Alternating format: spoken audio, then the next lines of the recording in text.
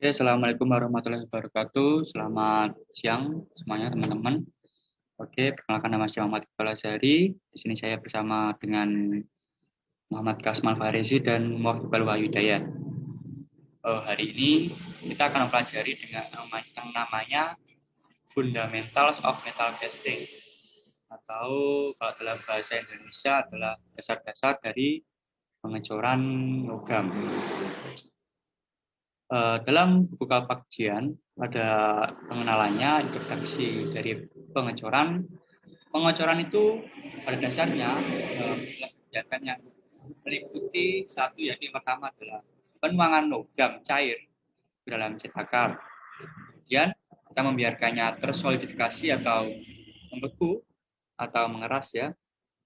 Lalu setelah itu kita melepaskan hasil yang sudah jadi dari cetakan tersebut.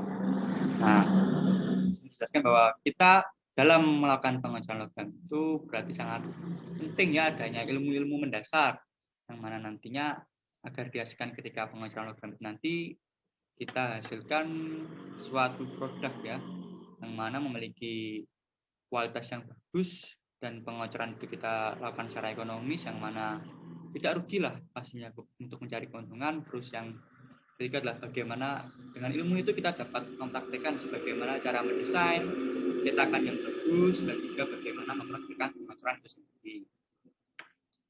Dalam pengecoran logam ada beberapa hal-hal penting ya yang perlu kita pertimbangkan, yaitu yang pertama adalah aliran logam cair ke dalam rongga cetakan. Nah, di sini aliran logam cair nanti akan terpengaruh ya, akan dipengaruhi oleh bagaimana suatu sifat fluida ya atau aliran fluida dari logam cair itu sendiri, yang nantinya dengan aliran logam nanti itu akan sangat mempengaruhi bagaimana desain atau bentuk dari cetakan. Nah, lalu yang kedua adalah pemadatan atau pembekuan atau solidifikasi dan pendinginan logam dalam cetakan.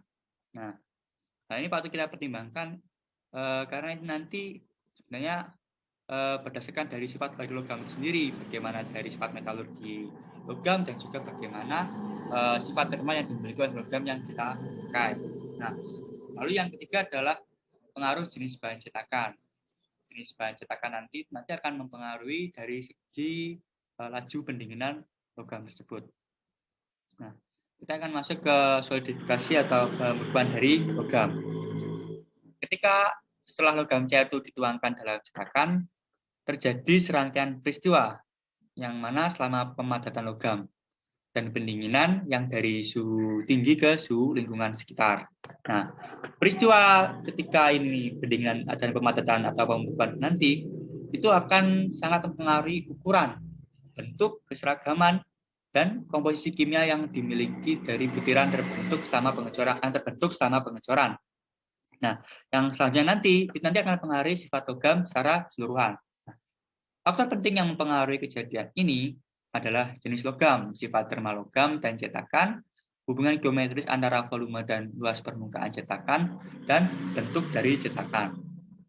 Nah, sekarang kita masuk kepada pembukaan logam pada logam murni atau pure metal. Pada logam murni ini, titik beku atau titik leleh ya, itu kan sama, besar atau nominalnya itu kan sama, itu akan jelas nilainya ya, berbeda dengan logam paduan. Nah, sehingga logam murni nanti akan mengeras pada suhu yang konstan. Seperti lihat di yang kiri itu adalah tabel tentang berapa melting point ya, titik leleh dari beberapa material. Di sini dapat kita lihat sebagai contoh, itu adalah aluminium, yang mana dia akan meleleh, dipanaskan dan membeku ketika dia didinginkan pada suhu 660 derajat Celcius. Seperti apa pengaplikasinya kita lihat pada grafik yang di samping ya, grafik antara temperatur dengan waktu. Dimana ketika logam cair yang panas dengan temperatur yang sangat tinggi didinginkan, itu ketika dalam selang waktu tertentu, ketika logam cair itu sudah pada suhu melting point atau titik beku juga, itu pada titik A ya, di sini ada freezing temperatur di sini. Nah, itu dia akan suhunya akan konstan setelah itu. Karena di situ ada namanya kalor laten, yaitu tidak ada perubahan suhu tapi ada perubahan bentuk ya, yang mana dari liquid ke solid. Nah, nanti dia akan selang waktu tertentu dia akan terjadi perubahan dari liquid ke solid. Nah, lalu setelah dia sudah menjadi solid sepenuhnya, dia akan kembali lagi ke calor sensible, yang mana perubahan dia calor yang menyebabkan perubahan suhu. Nah, ya, pada titik B ini hasil coran akan dikeluarkan dari cetakan untuk nanti akan lebih mendingin, terjadi bandingan lagi dengan menyesuaikan dengan suhu di lingkungan. Lalu pada logam cair itu sendiri, pada saat dia dilakukan pendinginan dan juga pada dia membeku itu, dia nanti akan pada umumnya itu akan jadi namanya penyusutan. Nah, hal ini cukup penting untuk kita perhatikan ya, karena nanti akan dapat menyebabkan namanya microcracking, atau berarti kalau dalam bahasa Indonesia berarti adalah patah mikro ya, dan porositas yang terasosiasi. Lihat di grafiknya itu semakin lama dan nanti spesifik densitas atau kepadatan ya, atau massa jenisnya itu massa jenis spesifiknya itu semakin lama semakin naik ya, berarti dia itu akan menyusut volumenya. Oke. Nah, berikut merupakan perkembangan butir ya, struktur butir ketika pendinginan. Nah, kita lihat pada gambar di sini, kita tahu bahwa dinding cetakan itu kan suhunya normal atau pada suhu lingkungan, sedangkan logam cair berada pada suhu yang cukup tinggi. Nah, oleh karena itu nanti di paling yang dekat di perbatasan antara logam cair dengan cetakan ini terjadi pendinginan, karena kalor akan mengalir dari suhu tinggi yang rendah ke suhu yang rendah. Logam yang mendingin dengan cepat nanti akan menghasilkan kulit ya, atau lapisan seperti yang akan mengeras dan atau bisa kayak cangkang gitu dari butiran-butiran halus yang sama. Nah, butiran-butiran ini umumnya akan tumbuh ya, pertumbuhan dari butiran-butiran itu akan pertumbuhan itu akan melawan atau berbeda lah atau sebalik dari aliran panasnya atau aliran kalornya, yang mana aliran kalor itu kan dari suhu tinggi ke suhu rendah, jadi dari tengah logam cair menuju ke cetakan. Sedangkan kalau pertumbuhan dari butiran ini dari cetakannya, dari tepi bagian permukaan yang dekat dengan cetakan menuju ke tengah. Nah, ketika dia itu nanti butiran-butiran ini memiliki orientasi yang menguntungkan, nanti dia ketika terlampau jauh ya, perbedaannya itu nanti dia akan menimbulkan kayak seperti butiran yang memanjang atau seperti kolom. Jadi atau biasanya nanti disebutnya dengan butiran kolom. Sedangkan yang paling dekat dengan cetakan nanti dia tidak membentuk seperti itu, dia akan seperti bulat-bulat, jadi butirannya adalah bentuk sama-sama sisi. Nah, proses perkembangan butir ini nanti ini disebut dengan nukleasi homogen, yaitu adalah butir atau kristal yang tumbuh atas dirinya sendiri, yang mana dimulai dari dinding yang paling dekat dengan cetakan. Oke, sekarang solidifikasi atau pembekuan pada alloy atau paduan. Nah, dalam paduan pembekuan itu dimulai ketika suhu dia itu sudah turun mencapai ke suhu temperatur liquidus. Nah, dia itu akan mulai membeku di situ sampai dia berakhir pada temperatur solidus. Nah, dalam kisaran suhu ini paduan berada dalam keadaan lembek atau pucat. Nah, yang mana akan terdiri dari yang lembek-lembek ini nanti di dalamnya ada namanya dendrit kolom atau dendrit kolumnar ya. Nah, yang mana dendrit itu apa? Dendrit itu dalam bahasa Yunani yang artinya itu nanti mirip seperti pohon ya. Kita lihat di sini ada yang gambar yang ini. Nah, yang di museum ini kencengan yang bagian sebelah kanan bawah yang hitam-hitam ini. Nah, itu kan memang kelihatan dia itu seperti kayak pohon cemara gitu ya. Nah, lebar zona lembek ini itu nanti dapat kita ketahui dengan cara yaitu menghitung namanya freezing ring atau rentang pembekuan. Rentang pembekuan itu dari temperatur liquidus dikurangi dengan temperatur solidus. Nah, struktur property relationship atau hubungan dari struktur dan properti. Nah, hubungan ini nanti akan digambarkan ya, atau disebut dengan nanti adalah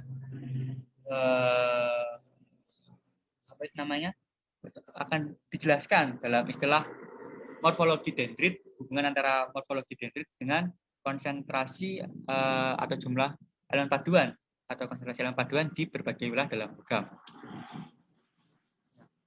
Komposisi dendrit dalam dan logam cair yang diberikan itu diberikan oleh diagram fasa paduan tertentu ya. Nah, ketika paduan didinginkan dengan sangat lambat, itu maka akan terjadi terbentuk komposisi dendrit yang seragam. Nah, namun dalam prakteknya laju pendinginan itu agak lebih cepat ya biasanya, sehingga nanti yang terbentuk adalah dendrit yang berinti.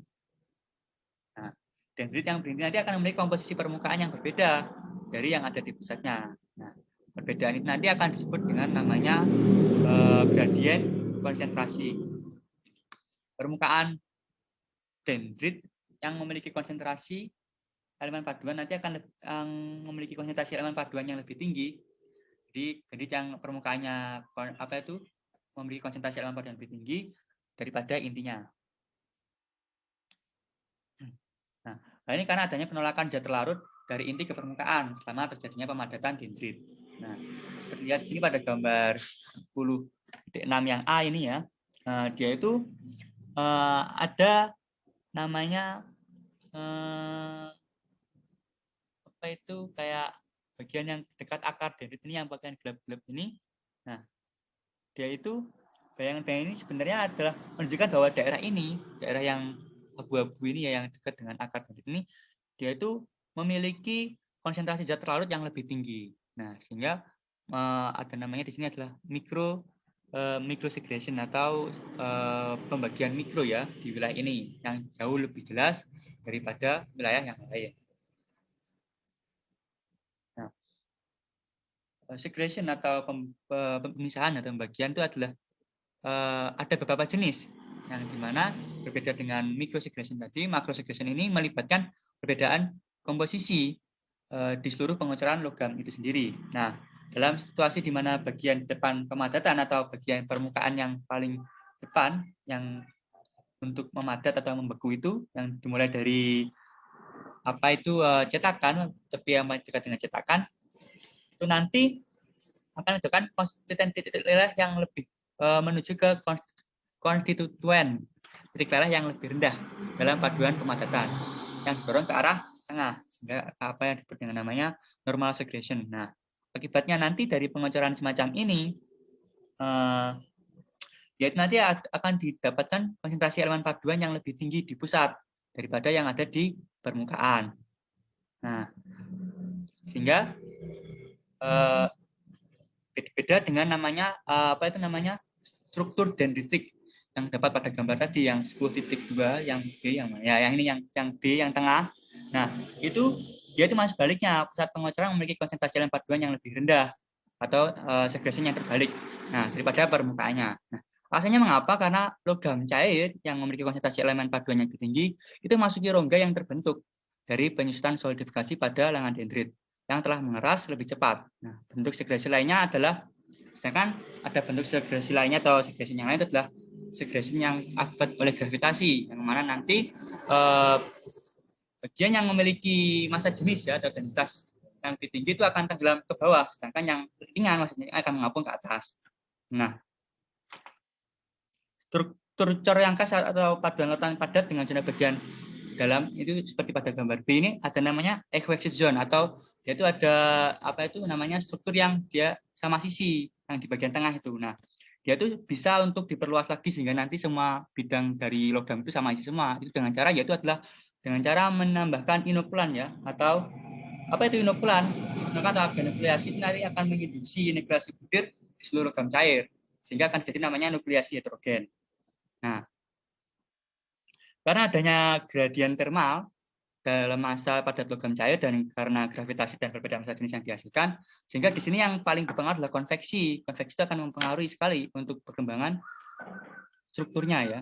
Karena konveksi akan mendorong pembentukan zona dingin bagian luar, memperhalus ukuran butir dan mempercepat transisi dari butir berkolam ke butir yang sama sisi. Struktur ini akan ditunjukkan pada gambar 10.6 yang bagian B. Nah, karena pada 10.6 yang B itu nanti di mana lengan dendrit ini dia memisah ya, terpisah dari yang bagian paling kiri itu. Nah, sebaliknya kalau kita menghilangkan konveksi itu nanti akan dendritik akan lengan dendritik akan semakin memanjang dan semakin kasar dan semakin kasar. Nah, pada dasarnya lengan dendrit itu tidak terlalu kuat dan dapat dipatahkan dengan cara agitasi atau getaran mekanis pada tahap awal pemadatan. Nah, seperti pembentukan dan recasting logam semi padat. Nanti akan dijelaskan dalam bagian selanjutnya lah. Nah, proses ini nanti akan menghasilkan butiran yang lebih halus dengan butiran non-endritik atau non-endrit yang seperti bagian yang 10.6C ini ya, yang mana nanti dia juga sama sisi yang didistribusikan lebih seragam kepada seluruh pengeteran. Nah, manfaat sampingnya apa? Yaitu nanti adalah berlaku thixotropik atau nanti yaitu viskositas, penurunan viskositas logam cair ketika dibentuk. Nanti mengarah pada peningkatan kemampuan dari logam cair untuk kemampuan dari logam untuk dilakukan casting atau namanya castability. Nah, bentuk lain dari pembentukan logam sepadat adalah pengecoran thixotropik, di mana bilet padat dipanaskan sampai keadaan padat dan kemudian diinjeksikan ke dalam cetakan atau die casting. Nah, pemanasan di sini biasanya dilakukan dengan cara konveksi ya dalam tubuh. Nah, tetapi dapat ditingkatkan lagi dengan menggunakan metode mekanis ya atau mungkin dengan elektromagnetik.